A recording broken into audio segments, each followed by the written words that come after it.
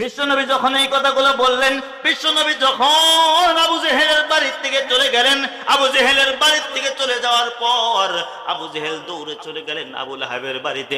আবু লাহাবের বাড়িতে যাওয়ার পরে আবু লাহাবকে ডাক দিয়ে বলতেছেন, নেতাজি, আমার ভাতিজা মুহাম্মদ বলেছেন আপনি দুনিয়ার ভিতরে আর বেশি দিন বাঁচবেন না। আল্লাহ পাক রব্বুল আলামিন 3 মাসের ভিতরে আপনাকে খতম করে দিবেন, আর আপনার যে ধন সম্পত্তিগুলো আছে এগুলোও ধ্বংস হয়ে যাবে, আর আপনার স্ত্রী সন্তান যে আছে এরাও ধ্বংস হয়ে যাবে। এই কথা যখন বললেন, বলে দেওয়ার সঙ্গে সঙ্গে আবু জেহেলকে আবু লাহাব ডাক দিয়ে বলতেছেন, আবু জেহেল রে, এই কথা যে আমার ভাতিজা মুহাম্মদ বলেছেন এই কথা তুই শুনলি কোন জায়গা থেকে? আবু জেহেল ডাক দিয়ে বলতেছেন, ওগো নেতাজি, আমার বাড়ির বারান্দার উপরে দাঁড়িয়ে থেকে, আমার বাড়ির উঠানের উপরে দাঁড়িয়ে থেকে আমার ভাতিজা মুহাম্মদ আমাকে শোনানোর জন্যই বলেছে। ও নেতা, আমার মনে হয় আমার ভাতিজা যে কথাটা বলে দেওয়ার সঙ্গে সঙ্গে 3 মাসের ভিতরেই সেটা সত্য হয়ে যায়। ওগো নেতা, আপনি 3 মাসের বেশি আর বাঁচবেন না, আপনি 3 মাসের বেশি আর বাঁচবেন না। এই কথা যখন বললেন, বলে দেওয়ার সঙ্গে সঙ্গে আবু লাহাব ডাক দিয়ে বলতেছেন, ওগো আবু জেহেল, তুমি ভালো করে শুনে নাও, তোমার ভাতিজা, আমার ভাতিজা মুহাম্মদ সাল্লাল্লাহু আলাইহি ওয়াসাল্লাম যে কথাটা বলেছে, আমরা 3 মাস, আমি 3 মাসের উপরে বাঁচবো না, 3 মাসের ভিতরে আল্লাহ পাক রব্বুল আলামিন আমাকে ধ্বংস করে দিবেন, আমার ধন সম্পত্তিগুলো ধ্বংস করে দিবেন, আমার স্ত্রী সন্তানকে ধ্বংস করে দিবেন। ওগো আবু জেহেল, তুমি ভালো করে শুনে নাও, আমার ভাতিজা মুহাম্মদকে 7 দিনের ভিতরে আমি হত্যা করে ফেলবো, 7 দিনের ভিতরে আমি হত্যা করে ফেলবো। এই কথা যখন বললেন, বলে দেওয়ার সঙ্গে সঙ্গে ডাক দিয়ে বলতেছেন, ওগো নেতা আবু লাহাব, ইতিপূর্বে তো আপনার ভাতিজা মুহাম্মদকে হাজার হাজার বার হত্যা করার জন্য আমরা ষড়যন্ত্র করেছিলাম, তার উপরে আমরা কত কিছু করেছি, তাকে কত নির্যাতন করেছি, তাকে জেলখানার ভিতরে আবদ্ধ করে রেখে দিয়েছিলাম, তাকে কত নির্যাতন করেছি, তাও তো তাকে হত্যা করতে পারি নাই, আপনি কিভাবে 7 দিনের ভিতরে তাকে হত্যা করবেন? এই কথা যখন বললেন, বলে দেওয়ার সঙ্গে সঙ্গে আবু লাহাব ডাক দিয়ে বলতেছেন, ওগো আবু জেহেল, তুমি ভালো করে শুনে নাও, আমার কাছে একজন লোক আছে, ওই লোককে যদি আমরা একটু ফাসলাইয়া যদি এই মক্কার ভিতরে নিয়ে আসতে পারি, মক্কার ভিতরে নিয়ে আসার পরে তাকে বড় একটা কন্ট্রাক্ট দেব, আব্দুল্লাহর বেটা মুহাম্মদ, হযরত মুহাম্মদুর রাসূলুল্লাহ সাল্লাল্লাহু আলাইহি ওয়াসাল্লাম, তাকে যদি তুমি হত্যা করতে পারো, তোমাকে এত স্বর্ণ মুদ্রা দেওয়া হবে।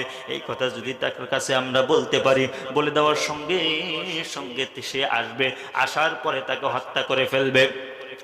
এই কথা যখন বললেন, বলে দেওয়ার সঙ্গে সঙ্গে তখন দুই কাফের তখন বলতেছেন যে ঠিক আছে, ঠিক আছে, চলো আমরা যাই, চলো আমরা যাই, তার কাছে আমরা যাই। কথা বলার পরে যখন চলে গেলেন দুইজন, আবু লাহাব আর আবু জেহেল চলে গেলেন বীরকে আনার জন্য, অন্য আরেকজনকে হায়ার করার জন্য চলে গেল। চলে যাওয়ার পরে তখন বীরকে ডাক দিয়ে বলতেছেন, ওগো বীর, তোমার পরিচয়টা দাও, তোমার পরিচয়টা দাও আগে। বীর তখন ডাক দিয়ে বলতেছেন, আমার নাম হলো রুকানা, আমার নাম হলো রুকানা। বলতেছেন যে ঠিক আছে, তোমার নাম রুকানা, তোমার কাছেই আমরা এসেছি, তোমাকে একটা কন্ট্যাক্ট দেওয়ার জন্য আমরা এসেছি। বলতেছেন কি কন্ট্যাক্ট দেওয়ার জন্য এসেছেন? এই কথা বলার সঙ্গে সঙ্গে আবু জেহেল আর আবু লাহাব ডাক দিয়ে বলতেছেন, ওগো রুকানা বীর, তোমার কাছে আমাদের একটা কন্ট্যাক্ট হচ্ছে, আমাদের এলাকার ভিতরে আমাদের ভাতিজা মুহাম্মদ আছে, ওই মুহাম্মদ নামের ছেলেটাকে যদি তুমি হত্যা করে দিতে পারো, তাহলে তোমাকে এত হাজার স্বর্ণ মুদ্রা পুরস্কৃত করা হবে, এতটা উট তোমাকে দেওয়া হবে, তাকে তুমি যদি হত্যা করে দিতে পারো। এই কথা বলে দেওয়ার সঙ্গে সঙ্গে রুকানা ডাক দিয়ে বলতেছেন, আবু জেহেল রে, ওগো আবু লাহাব, তোমাদের কন্ট্রাক্টে আমি সাইন করে দিলাম, আমি রাজি হয়ে গেলাম, ঠিক আছে, আগামীকাল সকালবেলায় আমি রওনা হব মক্কার উদ্দেশ্যে, আমি আব্দুল্লাহর বেটা মুহাম্মদকে হত্যা করার জন্য আমি চলে যাব মক্কার ভিতরে। এই কথা বলে দেওয়ার সঙ্গে সঙ্গে ডাক দিয়ে বলতেছেন, আবু জাহেল আবু লাহাব, ঠিক আছে আজকে যখন সন্ধ্যা হয়ে গিয়েছে, আজকে রাত্রিটা আমার বাড়িতে তোমরা থাকো, আগামীকাল সকালবেলায় আমরা নাস্তা করার পরে মক্কা নগরের ভিতরে আমরা চলে যাব। এই কথা বলে দেওয়ার পরেই যখন রাত্রিটা গভীর হয়ে গেল, রাত্রি গভীর হইতে হইতে যখন রাত্রিটা অতীব গভীর হয়ে গেল, রাত্রি গভীর হয়ে যাওয়ার সঙ্গে সঙ্গে রুকানা যখন ঘুমাচ্ছেন, বীর যখন ঘুমাচ্ছিলেন, ইতিমধ্যে অবস্থায় দেখলে স্ত্রী এমন ভাবে কান্না করতেছেন, তার স্ত্রীর কান্নার আওয়াজে রুকানার ঘুমটা ভেঙে গেল। রুকানার ঘুমটা ভেঙে যাওয়ার পর রুকানা ডাক দিয়ে বলতেছেন, স্ত্রী রে, তুমি এমন ভাবে কি জন্য কান্না করো? এই কথা যখন বললেন, বলে দেওয়ার সঙ্গে সঙ্গে রুকানার পা ধরে তার স্ত্রী ডাক দিয়ে বলতেছেন, ওগো আমার প্রাণপ্রিয় স্বামী, আপনার পা ধরে আপনার কাছে আমি একটা কথা বলতে চাই। আমি স্ত্রী হয়ে যদি আপনার কাছে আমি কিছু চাই, আপনাকে দিবেন নাকি? রুকানা তখন ডাক দিয়ে বলতেছেন যে ঠিক আছে তুমি চাও, যদি দেওয়ার মতো হয় তাহলে দেব। রুকানা স্ত্রী ডাক দিয়ে বলতেছেন, ওগো আমার প্রাণপ্রিয় স্বামী, আপনার কাছে আমার একটা জিনিস চাওয়া হচ্ছে, সেইটা হচ্ছে আগামীকাল সকালবেলা যে আপনি মক্কার ভিতরে চলে যাইবেন, মক্কার ভিতরে যে আপনি যাইবেন আব্দুল্লাহর বেটা মুহাম্মদকে হত্যা করার জন্য, আপনার কাছে আমি কথা চাই, আপনি আব্দুল্লাহর বেটা মুহাম্মদকে হত্যা করার জন্য যাবেন না। অতঃপর দরুদ হযরত মুহাম্মদুর রাসূলুল্লাহ সাল্লাল্লাহু আলাইহি ওয়াসাল্লামের উপরে, যাকে সৃষ্টি না করলে কোন কুল কায়নাতকে সৃষ্টি করা হতো না, এমনকি আমাদেরকেও সৃষ্টি করা হতো না, সেই মহান মানবের উপর আমরা সবাই মন থেকে পড়ি সাল্লাল্লাহু আলাইহি ওয়াসাল্লাম। তো যাই হোক, আলহামদুলিল্লাহ, আমরা যারা মাহফিলে আসতে পেরেছি, বসতে পেরেছি, আমরা খুশি না বেজার? অবশ্যই খুশি হওয়ারই কথা, কারণ আল্লাহ পাক রব্বুল আলামিন আমাদের উপরে ওয়াজরের রহমত নাজিল করতেছে। আল্লাহ পাক রব্বুল আলামিন কুরআনুল কারীমের ভিতরে ডাক দিয়ে বলতেছেন, বান্দারে, আমি আল্লাহ পাক রব্বুল আলামিন তোমাদেরকে দুনিয়ার ভিতরে সৃষ্টি করার পরে আমি আল্লাহ পাক রব্বুল আলামিন তোমাদেরকে দুনিয়ার ভিতরে একদম ছেড়ে দিয়েছি। দুনিয়ার ভিতরে ছেড়ে দেওয়ার পরে আমি আল্লাহ পাক রব্বুল আলামিন তোমাদেরকে বলে দিলাম, বান্দারে, তোমরা দুনিয়ার ভিতরে চলাফেরা করো, দুনিয়ার ভিতরে ঘোরাফেরা করো, দুনিয়ার ভিতরে তোমরা চলাফেরা করতে করতে আমি আল্লাহ পাক রব্বুল আলামিন বলে দিলাম, বান্দা, দুনিয়ার ভিতরে যাওয়ার পরে তোমাদের জন্য রাস্তা হবে দুইটা। কয়টা রাস্তা হবে? দুইটা রাস্তা হবে। একটা রাস্তা হচ্ছে জান্নাতের, আর একটা রাস্তা হচ্ছে জাহান্নাম। তুমি যদি দুনিয়ার ভিতরে আসার পরে তুমি যদি ভালো কাজ করতে থাকো, আমি আল্লাহ পাক রব্বুল আলামিন তোমাদের অন্তরকে, তোমাদের কলবকে আমি আল্লাহ পাক রব্বুল আলামিন ভালো বানিয়ে দেব। আর যদি তোমরা দুনিয়ার ভিতরে চলাফেরা করতে করতে যদি খারাপ কাজ করতে থাকো, আমি আল্লাহ পাক রব্বুল আলামিন তোমাদের কলবকে খারাপ বানিয়ে দেব। সেজন্য আল্লাহ পাক রব্বুল আলামিন কোরআনুল কারীমের ভিতরে ডাক দিয়ে বলতেছেন, বিশ্বনবী হাদিসের ভিতরে বলেছেন, বাল্লিগু আন্নি ওয়ালাউ আয়া। বিশ্বনবী হাদিসের ভিতরে বলেছেন যে তোমাদের কাছে যতটুকু পরিমাণ ইলম আছে, এই ইলমটা তোমরা মানুষের দ্বারে দ্বারে পৌঁছে। কারণ আল্লাহ পাক রব্বুল আলামিন কোরআনুল কারীমের ভিতরে বলেছেন, কুল হাল ইয়াস্তাউযিল্লাযীনা ইয়ালামুনা ওয়াল্লাযীনা লা ইয়ালামুন। দুনিয়ার ভিতরে যারা কোরআনুল কারীম জানে আর যারা জানে না, তারা কিন্তু সমান। সেজন্য আল্লাহ পাক রব্বুল আলামিন কোরআনুল কারীমের ভিতরে বলতেছেন, ইয়া আইয়ুহার রাসূলু বাল্লিগ মা উনজিলা ইলাইকা মির রাব্বিক وَإِن لَّمْ تَفْعَلْ فَمَا بَلَّغْتَ رِسَالَتَهُ وَاللَّهُ يَعْصِمُكَ مِنَ النَّاسِ।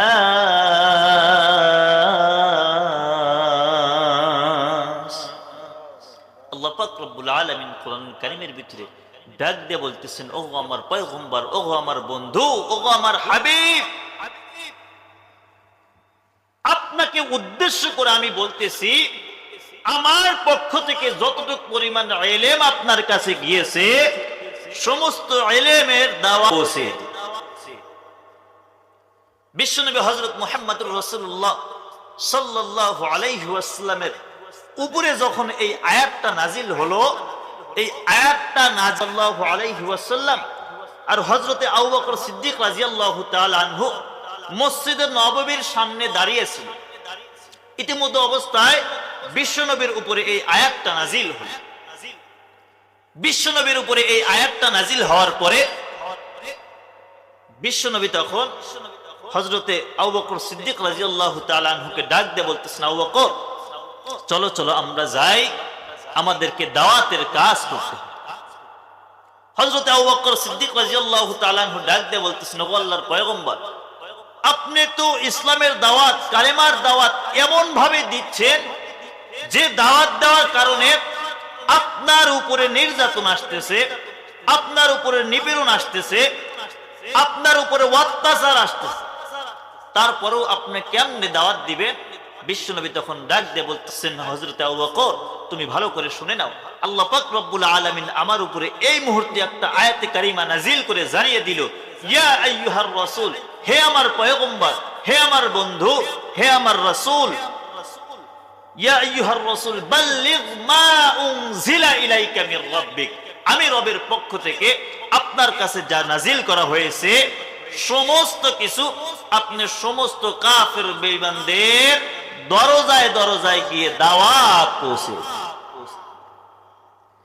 বিশ্বনবী হযরত মুহাম্মদুর রাসূলুল্লাহ সাল্লাল্লাহু আলাইহি ওয়াসাল্লাম হযরতে আবু বকর সিদ্দিক রাদিয়াল্লাহু তাআলা আনহুকে ডাক দিয়ে বলতেছেন, আবু বকর, চলো চলো যাই, আমরা যাই।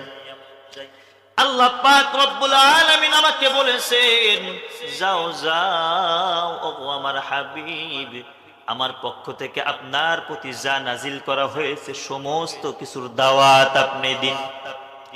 আমার পক্ষ থেকে যতটুকু পরিমাণে ইলম আপনি পেয়েছেন, আমার পক্ষ থেকে যতটুকু পরিমাণে ইলম পেয়েছেন, এই ইলমের ভিতরে কিছুটা দাওয়াত পৌঁছাইবেন আর কিছুটা দাওয়াত পৌঁছাইবেন না, তা হবে না, তা হবে না। আমি আল্লাহ পাক রব্বুল আলামিনের পক্ষ থেকে যতটুকু পরিমাণে ইলম আপনার কাছে পৌঁছানো হয়েছে সমস্ত ইলমের দাওয়াত আপনি সকলের দরজায় দরজায় পৌঁছে দিন। বিশ্বনবী যখন এই কথা বললেন, বিশ্বনবী এই কথাটা বলে দেওয়ার পরে বিশ্বনবী হযরত মুহাম্মদুর রাসূলুল্লাহ সাল্লাল্লাহু আলাইহি ওয়াসাল্লাম ডাক দিয়ে বলতেছেন, আবু বকর, চলো যাই, চলো আমরা যাই।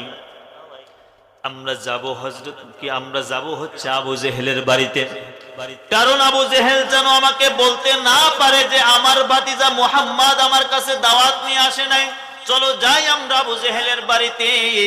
এই কথা বলে দেওয়ার সঙ্গে সঙ্গে হযরত আবু বকর সিদ্দিক রাদিয়াল্লাহু তাআলা আনহু ডাক দিয়ে বলতেছেন, ওগো আল্লাহর পয়গম্বর, আপনি যদি আবু জেহেলের বাড়িতে যান, আবু জেহেল তো আপনাকে হত্যা করার জন্য খুঁজতেছেন, আবু জেহেল তো আপনাকে মারার জন্য খুঁজতেছেন। আপনি যদি আবু জেহেলের বাড়িতে যান, আপনাকে তো তারা হত্যা করে ফেলবেন। বিশ্বনবী হযরত মুহাম্মদুর রাসূলুল্লাহ সাল্লাল্লাহু আলাইহি ওয়াসাল্লাম ডাক দিয়ে বলতেছেন, আবু বকর রে, আমি যদি এই কোরআন কারিমের দাওয়াত দেওয়ার জন্য, কালেমার দাওয়াত দিতে দিতে আমি যদি মৃত্যুবরণ করি, আমার কোনো দুঃখ থাকবে না, আমার উপরে অত্যাচার আসবে, আমার উপরে নিপীড়ন আসবে, আমার উপরে যতই অত্যাচার আসুক না কেন আমি তো এই কোরআন কারিমের দাওয়াত বন্ধ করতে পারবো না। চলো যাই, চলো যাই, আমি আবু জেহেলের বাড়িতে যাব, আমার সঙ্গে তুমিও চলো। বিশ্বনবী হযরত মুহাম্মদুর রাসূলুল্লাহ সাল্লাল্লাহু আলাইহি ওয়াসাল্লাম হযরত আবু বকর সিদ্দিক রাদিয়াল্লাহু তাআলা আনহুকে নিয়ে গেলেন। নিয়ে যাওয়ার সঙ্গে সঙ্গে যখন আবু জেহেলের বাড়ির সামনে চলে গেলেন, আবু জেহেলের বাড়িতে যাওয়ার পর বিশ্বনবী হযরত মুহাম্মদুর রাসূলুল্লাহ সাল্লাল্লাহু আলাইহি ওয়াসাল্লাম ডাক দিয়ে বলতেছেন, চাচা দরজাটা একটু খুলে দিন, দরজাটা একটু খুলে দিন। আবু জেহেল ভিতর থেকে ডাক দিয়ে বলতেছেন, কে তুমি? তোমার পরিচয়টা দাও। বিশ্বনবী হযরত মুহাম্মদুর রাসূলুল্লাহ সাল্লাল্লাহু আলাইহি ওয়াসাল্লাম ডাক দিয়ে বলতেছেন, চাচা গো, আমি হলাম আপনার ভাতিজা আব্দুল্লাহর বেটা মুহাম্মদ। এই কথা বলে দেওয়ার সঙ্গে সঙ্গে আবু জেহেল তখন ডাক দিয়ে বলতেছেন, ভাতিজা মুহাম্মদ, যাও যাও যাও, তোমার জন্য আমার বাড়ির দরজাটা আমি খুলতে পারবো না, যাও যাও যাও, তুমি আমার বাড়ির থেকে চলে যাও। এই কথা যখন বললেন, বলে দেওয়ার সঙ্গে সঙ্গে বিশ্বনবী তখন ডাক দিয়ে বলতেছেন, চাচা আপনি একটু দরজাটা খুলে দিন, আপনার জন্য আমি একটু হাদিয়া নিয়ে এসেছি। যখন হাদিয়ার কথা শুনলো, হাদিয়ার কথা শোনার সঙ্গে সঙ্গে আবু জেহেল তখন ডাক দিয়ে বলতেছেন, ওগো আমার স্ত্রী, তুমি দরজাটা খুলে দাও। আমার ভাতিজা মুহাম্মদ যেমনই লোক হোক না কেন, আমরা তাকে হয়তো মানি না, কিন্তু আমার ভাতিজা মুহাম্মদ মিথ্যা কথা বলে এমন কোন নজির আমি কখনো দেখি নাই। আমার ভাতিজা মুহাম্মদ যেহেতু বলেছে আমার জন্য হাদিয়া নিয়ে এসেছে, অবশ্যই হাদিয়া নিয়ে এসেছে, তুমি একটু দরজাটা খুলে দাও। দরজাটা যখন খুলে দেওয়ার সঙ্গে সঙ্গে আবু জেহেল এসে বিশ্বনবীর সামনে দাঁড়িয়ে গেলেন। দাঁড়িয়ে যাওয়ার সঙ্গে সঙ্গে আবু জেহেল ডাক দিয়ে বলতেছেন, ভাতিজা মুহাম্মদ, এই যে নাও, এই যে ব্যাগ, এই ব্যাগের ভিতরে তোমার হাদিয়াটা দাও। বিশ্বনবী তখন ডাক দিয়ে বলতেছেন, চাচা গো, ব্যাগের ভিতরে তো আমি হাদিয়াটা দেব না। আবু জেহেল ডাক দিয়ে বলতেছেন, ভাতিজা মুহাম্মদ, ব্যাগের ভিতরে দিবা না, তাহলে কি তুমি পকেটের ভিতরে দিবা? বিশ্বনবী তখন ডাক দিয়ে বলতেছেন, চাচা আমি ব্যাগের ভিতরেও দেব না, আপনার পকেটের ভিতরেও দেব না। আবু জেহেল তখন ডাক দিয়ে বলতেছেন, ভাতিজা তাহলে কি হাতে দিবা? বিশ্বনবী তখন ডাক দিয়ে বলতেছেন, চাচা আমি ব্যাগের ভিতরেও দেব না, পকেটের ভিতরে দেব না, হাতেও দেব না। বলতেছেন, ভাতিজা তাহলে তুমি কোথায় দিবা? বিশ্বনবী তখন ডাক দিয়ে বলতেছেন, চাচা গো, আমি যে হাদিয়াটা নিয়ে এসেছি, এই হাদিয়াটা দেব হচ্ছে আপনার কানে।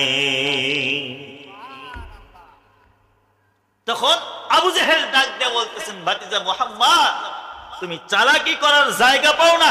তুমি যখন বলতেছো হাদিয়াটা দিবা আমার কানে, তুমি নিশ্চয় কোরআন শোনাইতে এসেছো। কথা বলুন ঠিক কি? বিশ্বনবী তখন ডাক দিয়ে বলতেছেন, চাচা তাহলে যেহেতু বুঝতেই পেরেছেন, তাহলে একটু কোরআন কারীমটা পড়তে দিন। আবু জেহেল তখন ডাক দিয়ে বলতেছেন, ভাতিজা মুহাম্মদ, না না না, দরকার নাই, তুমি চলে যাও, তোমার কোরআন শোনার আমার দরকার নাই। তখন ডাক দিয়ে বলতেছেন, চাচা গো, কি জন্য আপনি কোরআন শুনবেন না? কি জন্য আপনি কোরআন শুনবেন না? আপনি যদি কিয়ামতের ময়দানে আল্লাহ পাক রব্বুল আলামিনের সামনে দাঁড়ান, আল্লাহ পাক রব্বুল আলামিনকে যদি ডাক দিয়ে বলেন, ওগো আল্লাহ, আমার ভাতিজা মুহাম্মদ আমাকে দাওয়াত দিয়েছেন, রাস্তাঘাটে দাওয়াত দিয়েছে, কিন্তু আমার বাড়িতে কোনোদিনও দাওয়াত দিতে যায় নাই, কোনোদিনও কোরআন কারীমের কথা বলতে যায় নাই।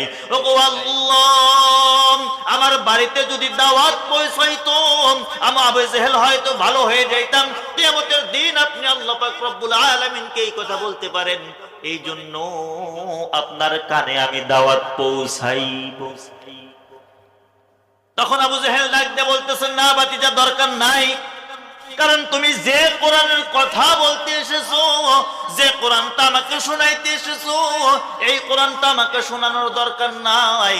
তুমি জানো না রে ভাতিজা, তুমি জানো না, তুমি যখন গভীর রাত্রিতে যখন তোমার ঘরের ভিতরে বসে থেকে কোরআনুল কারীম তেলাওয়াত করো, আমি আবু জেহেল বাড়িতে থাকতে পারি না, ওই কোরআনুল কারীমের মহাব্বতে আমি চলে যাই তোমার বাড়ির কাছে।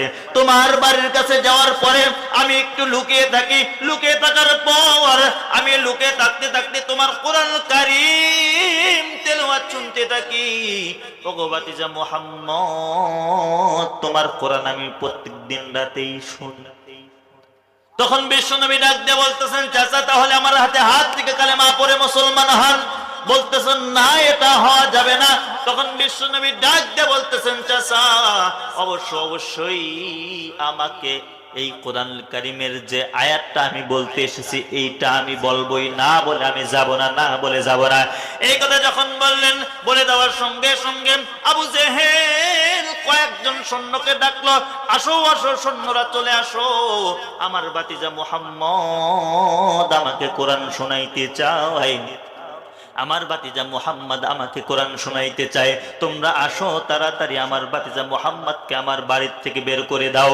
এই কথা বলার সঙ্গে সঙ্গে বিশ্বনবী আল্লাহ পাক রব্বুল আলামিনকে ডাক দিয়ে বলতে থাকেন, ওগো আল্লাহ, আমার চাচাকে আমি দাওয়াত দেওয়ার জন্য এসেছি, ওগো আল্লাহ এই কোরআনের কথা বলার জন্য আমি এসেছি, ওগো আল্লাহ তুমি গায়বী খাজানা থেকে তুমি কোনো একটা ব্যবস্থা করে দাও।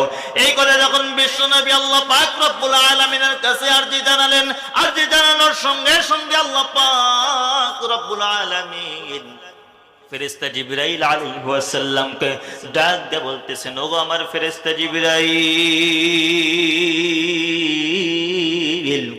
তুমি আর করো না দেরি, চলে যাও তাড়াতাড়ি ওই যে আবু জেহেলের বাড়ির বাহির বারান্দায় বিশ্বনবী হযরত মুহাম্মদুর রাসূলুল্লাহ সাল্লাল্লাহু আলাইহি ওয়াসাল্লাম তার চাচাকে দাওয়াত দেওয়ার জন্য গিয়েছে, কিন্তু সৈন্যরা আসতেছে কি তার বাড়ি থেকে বাহির করে দেওয়ার জন্য। তুমি জিবরাইল একটা কাজ করবা, তার বাড়ির পাশে যেয়ে, তার বাড়ির উপরে যেয়ে বিশ্বনবী আমার বন্ধু হযরত মুহাম্মদুর রাসূলুল্লাহ সাল্লাল্লাহু আলাইহি ওয়াসাল্লামের পায়ে এমন ভাবে ধরবা, হাজার হাজার সৈন্যগুলাও যদি আসে আমার নবীকে সরানোর জন্য এক চুল পরিমাণও যেন না সরাইতে পারে। এই কথা বলে দেওয়ার সঙ্গে সঙ্গে ফেরেশতা জিবরাইল আলাইহিস সালাম চলে আসলেন। আসার সঙ্গে সঙ্গে বিশ্বনবী হযরত মুহাম্মদুর রাসূলুল্লাহ সাল্লাল্লাহু আলাইহি ওয়াসাল্লামের পা মোবারক যখন আটকে ধরলেন, আটকে ধরার সঙ্গে সঙ্গে আবু জেহেল তখন ডাক দিয়ে বলতেছেন, সৈন্যরা রে তাড়াতাড়ি তোমরা চলে আসো, আমার ভাতিজাকে তোমরা আমার বাড়ির থেকে বাহির করে দাও। এই কথা বলে দেওয়ার সঙ্গে সঙ্গে সমস্ত সৈন্যগুলো এসে যখন বিশ্বনবীকে যখন ধাক্কাধাক্কি করতেছেন, হাজার হাজার মানুষগুলো ধাক্কাধাক্কি করে, কিন্তু বিশ্বনবী হযরত মুহাম্মদুর রাসূলুল্লাহ সাল্লাল্লাহু আলাইহি ওয়াসাল্লাম এক চুল পরিমাণও নড়েন না। বিশ্বনবী হযরত মুহাম্মদুর রাসূলুল্লাহ সাল্লাল্লাহু আলাইহি ওয়াসাল্লাম যখন এক চুল পরিমাণও নড়েন না, কি জন্য তুমি নড়ো না, কি জন্য? বিশ্বনবী তখন ডাক দিয়ে বলতেছেন, চাচা আমি তখনই নড়ব যখন আপনার কানে আমাকে দাওয়াত পৌঁছাইতে দিবেন।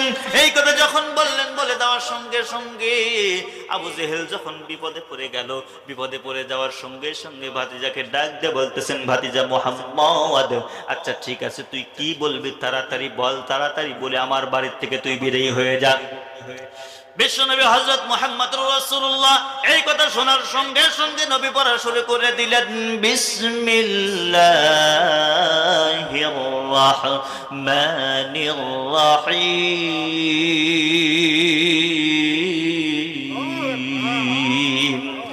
আলাম তারা কাইফা ফাআলা রাব্বুকা বিআসহাবিল ফিল।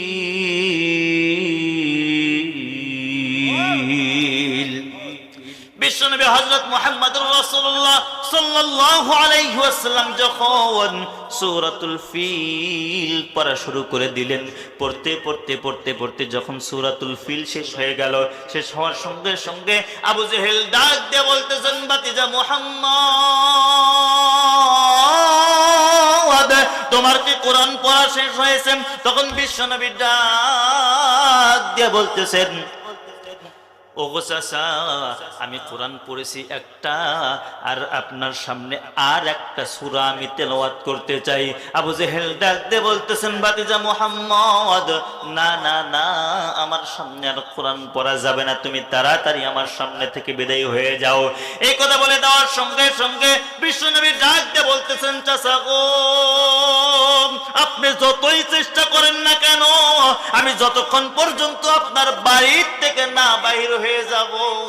আপনি হাজার হাজার কেন লক্ষ লক্ষ কোটি কোটি সৈন্যগুলোকেও যদি আমার কাছে আনার পরে আমাকে যদি বিতাড়িত করতে চান, আপনি পারবেন না, আপনি পারবেন না।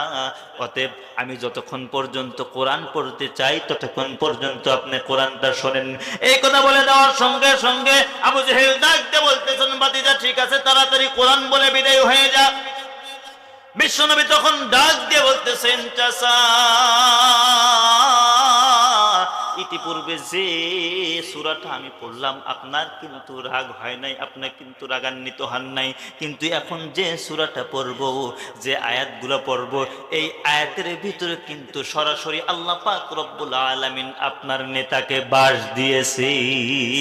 আপনার নেতাকে বাস দিয়েছে, সরাসরি আপনার নেতার বিরুদ্ধে আল্লাহ পাক রব্বুল আলামিন কথা বলেছে। আবু জেহেল তখন ডাক দিয়ে বলতেছেন, ভাতিজা মুহাম্মদ, আমার বাহিরে, আমার বাড়ির বাহির বারান্দায় তুই দাঁড়িয়ে থেকে আমার নেতার বিরুদ্ধে কথা বলবি, এটা কি মেনে নেওয়া যায়? না, তোকে বলতে দেওয়া হবে না, তুই তাড়াতাড়ি বিদায় হ। বিশ্বনবী তখন ডাক দিয়ে বলতেছেন, না, আমি বিদায় হব। এই কথা যখন বললেন, বলে দেওয়ার সঙ্গে সঙ্গে বিশ্বনবী হযরত মুহাম্মদুর রাসূলুল্লাহ সাল্লাল্লাহু আলাইহি ওয়াসাল্লামকে যখন বললেন, ভাতিজা মুহাম্মদ ঠিক আছে তুমি বলা শুরু করে দাও। বিশ্বনবী হযরত মুহাম্মদুর রাসূলুল্লাহ সাল্লাল্লাহু আলাইহি ওয়াসাল্লাম বলা শুরু করে দিলেন, বিসমিল্লাহির রাহমানির রাহিম।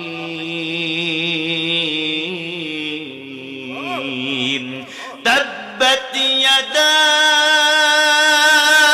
أبي لهب وتب ما أغنى عنه ماله وما كسب سيصلى نارا ذات لهب وامرأته حمالة الحطب في جيدها حبل من مسد। বিশ্বনবী যখন এই আয়াতে কারিমাগুলো তেলাওয়াত করে শুনাইলো, শোনার সঙ্গে সঙ্গে আবু জেহেল ডাক দিয়ে বলতেছেন, ভাতিজা মুহাম্মদ,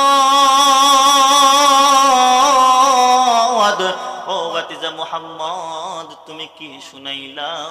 তুমি আমার বাড়ির ভিতরে বসে থেকে, আমার বাড়ির বাহির বারান্দায় দাঁড়িয়ে থেকে আমার নেতার বিরুদ্ধে তুমি কথা বলতেছো।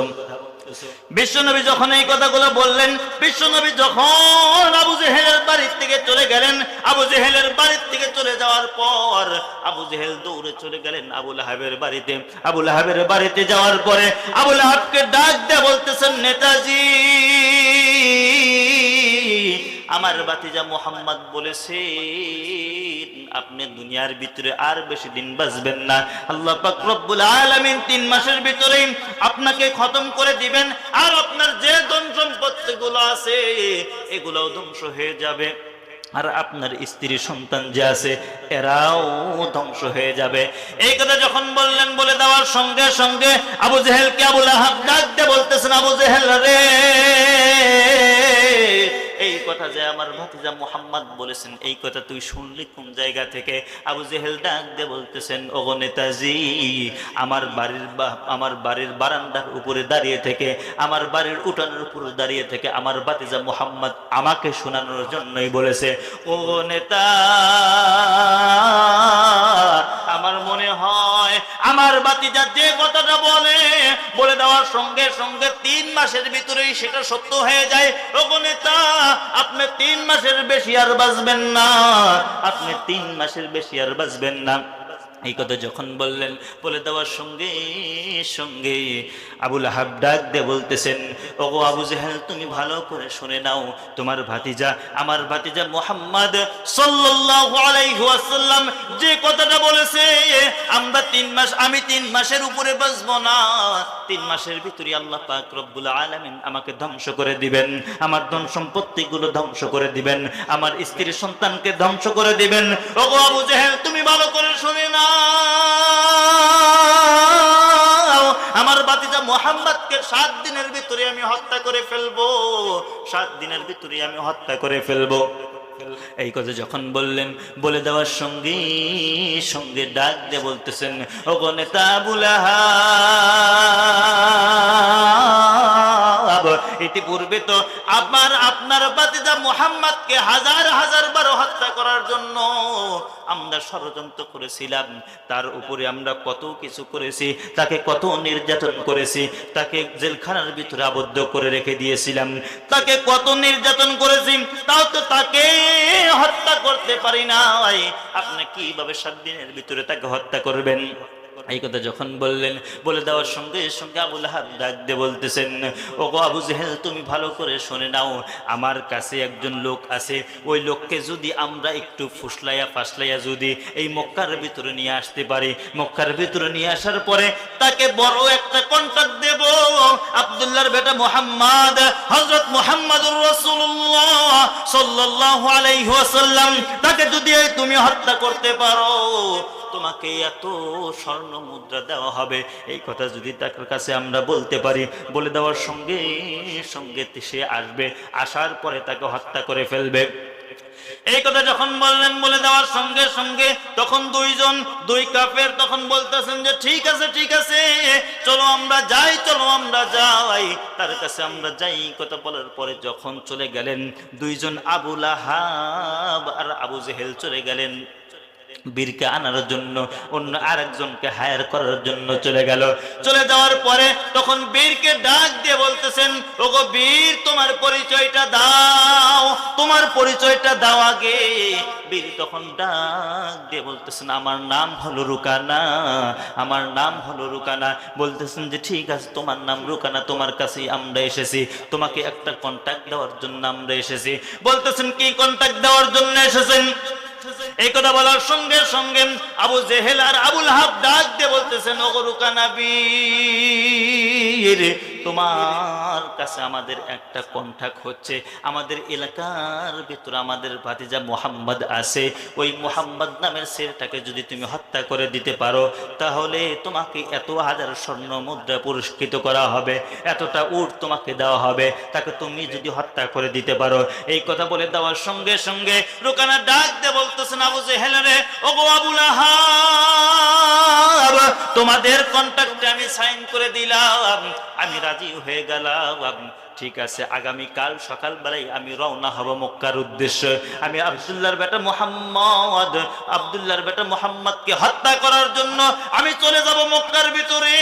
এই কথা বলে দেওয়ার সঙ্গে সঙ্গে ডাক দিয়ে বলতেছেন, আবু জেহেল, আবু লাহাব, ঠিক আছে, আজকে যখন সন্ধ্যা হয়ে গিয়েছে, আজকে রাত্রিটা আমার বাড়িতে তোমরা থাকো, আগামীকাল সকালবেলায় আমরা নাস্তা করার পরে মক্কা নগরের ভিতরে আমরা চলে যাব।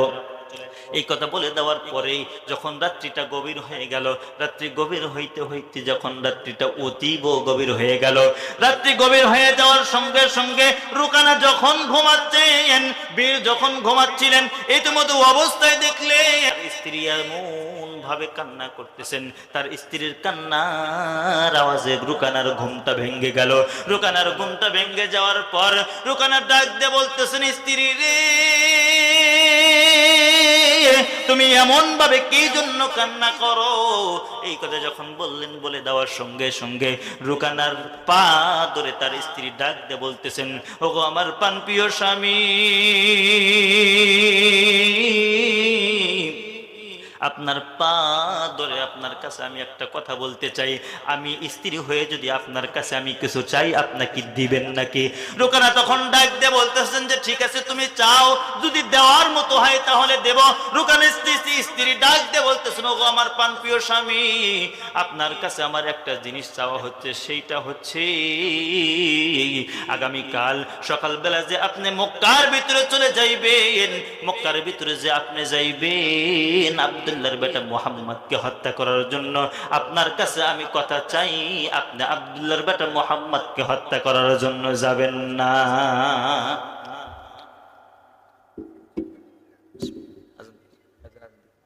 আল্লাহু মুহাম্মাদুর রাসূলুল্লাহ।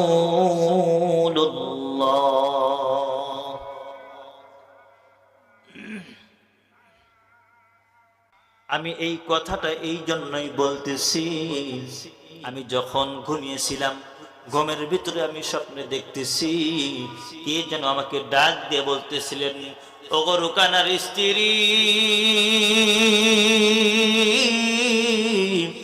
আগামীকাল সকালবেলায় তো তোমার স্বামী যাবে বিশ্বনবীকে হত্যা করার জন্য। আগামীকাল সকালবেলায় তোমার স্বামী যদি রুকানাকে হত্যা করার জন্য যায়, আমি কিন্তু তোমার স্বামীকে একদম চিবিয়ে খেয়ে ফেলবো। ওগো রুকানার স্ত্রী, তোমাকে সাবধান করে দিচ্ছি, তোমাকে সাবধান করে দিচ্ছি, তোমার স্বামী যেন আগামীকাল যেন বিশ্ব নবীকে হত্যা করার জন্য যায় না যায়। এই কথা যখন বললেন, বলে দেওয়ার সঙ্গে সঙ্গে রুকানা ডাক দিয়ে বলতেছেন, ওগো আমার প্রাণপ্রিয় স্ত্রী, তাহলে ঠিক আছে, তুমি এই স্বপ্নটা যে দেখেছো, এই স্বপ্নের ভিতরে তুমি কি কি দেখলা?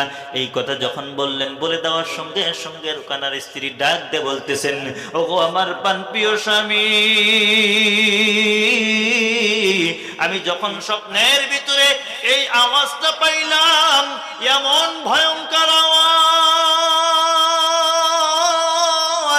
ভয়ঙ্কর আওয়াজে আমাকে ডাক দিয়ে বলতেছেন, রুকানার স্ত্রী রে, আগামীকাল সকাল বেলায় তোমার স্বামী যে বিশ্বনবীকে হত্যা করার জন্য যাবে, তোমার স্বামী যদি বিশ্বনবীকে হত্যা করার জন্য যায়,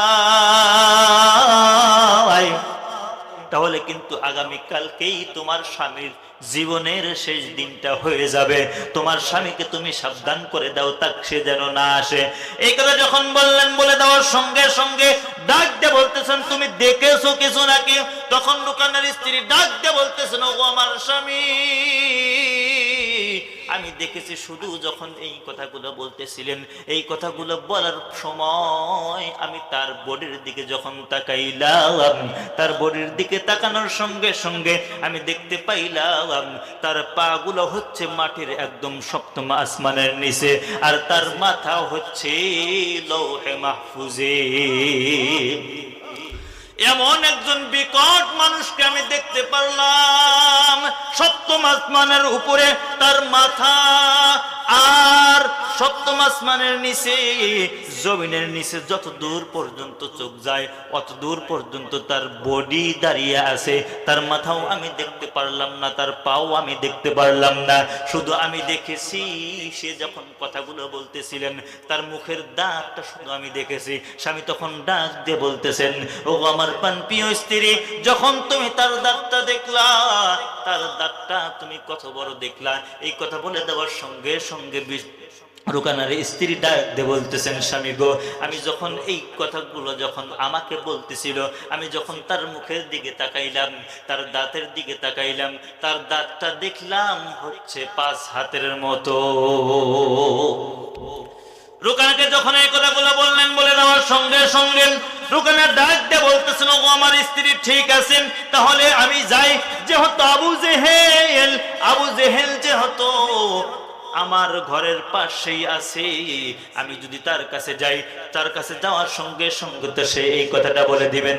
বলে দেওয়ার সঙ্গে সঙ্গে রুকানা চলে গেলেন। যাওয়ার সঙ্গে সঙ্গে আবু জেহেলকে ডাক দিয়ে তুলতেছেন, এই আবু জেহেল, তাড়াতাড়ি ওঠ, তাড়াতাড়ি ওঠ।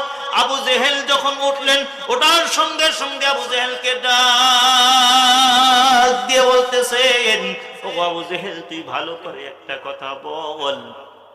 বিশ্বনবী হযরত মুহাম্মদুর রাসূলুল্লাহ, আব্দুল্লাহর বেটা মুহাম্মদ, তার শরীরটা কেমন? এই কথা বলে দেওয়ার সঙ্গে সঙ্গে আবু জেহেল তখন ডাক দিয়ে বলতেছেন, রুকানা রে, তার শরীরটা এমন, সে এক গাদি বেশি বড়ও না, আবার এক গাদি বেটাও না। তার শরীরটা এমন, তার শরীরের দিকে যদি কোনো ব্যক্তি চায়, তার চেহারার দিকে যদি কোনো ব্যক্তি চায়, চাওয়ার সঙ্গে সঙ্গেই তার প্রতি মায়া হয়ে যায়। এমন একটা চেহারা সৃষ্টিকর্তা তাকে দিয়েছেন, তার চেহারার দিকে তাকানোর সঙ্গে সঙ্গে তার উপরে মায়া হয়ে যায়। বলতেছেন যে ঠিক আছে, তারপরে বুঝলাম, তুমি বলো তো আব্দুল্লাহর বেটা মুহাম্মদ কোন ওক্তে কি খায়? এই কথা যখন বললেন, বলে দেওয়ার সঙ্গে সঙ্গে আবু জেহেল তখন ডাক দিয়ে বলতেছেন, ওগো রুকানা, আমার মনে হয় ভাতিজা মুহাম্মদ যদি সকালে খায় দুপুরে খাবারের আর কিছু পায় না, যদি দুপুরে খায় পরের দিন রাত্রে আর কিছু পায় না, সকালে আর কিছু খায় না, একদিন যদি খায় 7 দিন সে অনাহারে থাকে। এমন সময় আমি দেখেছি আমার ভাতিজা মুহাম্মদ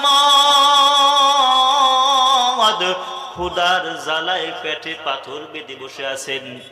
রুকানা, তোমার টেনশন করার কোনো দরকার নাই, আমার ভাতিজা খুব একটা শক্তিশালী লোক না।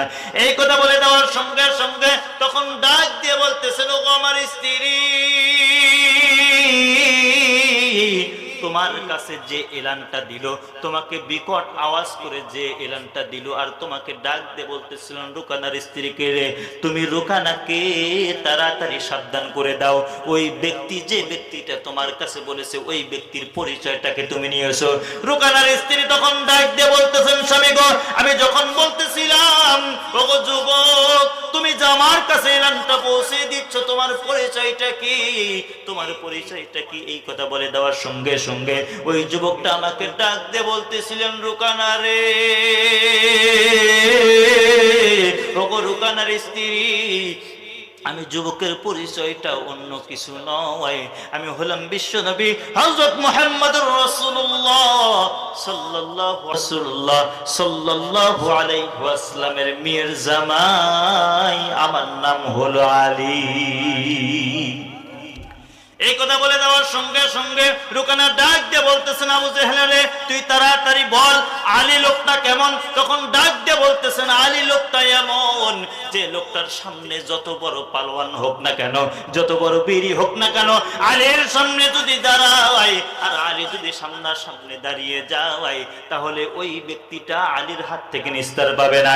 এই কথা যখন বললেন, বলে দেওয়ার সঙ্গে সঙ্গে রুকানা ডাক দিয়ে বলতেছেন, আবু জেহেল রে, তুমি তাড়াতাড়ি সত্যি করে একটা কথা তুমি বলবা, ওই আলীর দাঁতটা কত বড় তুমি একটু বলো তো। এই কথা যখন বললেন, বলে দেওয়ার সঙ্গে সঙ্গে আবু জেহেল চোখে ঘুম ঘুম ভাব নিয়ে ডাক দিয়ে বলতেছেন, রুকানা রে, যখন যত বড় দাঁত প্রয়োজন আল্লাহ পাক রব্বুল আলামিন তত বড়ই দান করে দেয়। তো যা হোক, আলহামদুলিল্লাহ, যেহেতু নামাজের টাইম সামনে চলে এসেছে, তো আমার অগোছালো আলোচনা, যেহেতু সময়ও কম, মাগরিবের পরে মানুষজনও নাই,